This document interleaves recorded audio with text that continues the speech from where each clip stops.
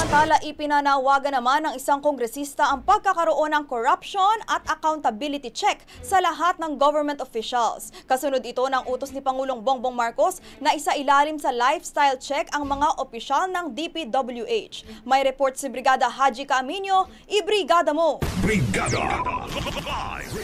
Hindi dapat magtapos sa utos na lifestyle check sa mga opisyal ng gobyerno, lalo na sa Department of Public Works and Highways, ang hakbang ni Pangulong Bongbong Marcos.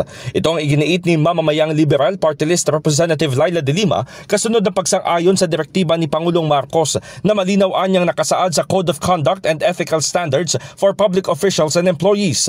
Ayon kay De Lima, dapat na masundan ang lifestyle check ng corruption at accountability check, hindi lamang sa DPWH kundi sa lahat ng ahensya at sangay ng pamahalaan mula sa pinakamataas hanggang sa pinakamababang katungkulan.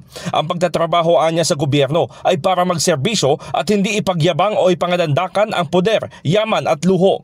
Binigyang diin nito na mayroong mga opisyal na simple nga ang pamumuhay ngunit magaling magtago at tiwali pa rin. Samantalang ang iba ay pinalulusot sa pananagutan kahit nakaliwat kanan ng ebidensya.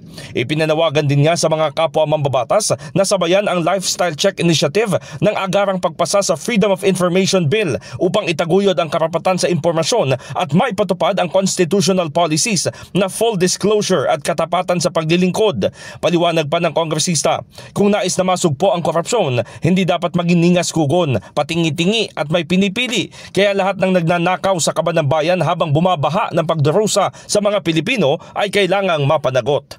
In the heart of changing lives, ako si Brigada Haji Caaminio ng 105.1 Brigada News FM Manila, the Music and News Authority.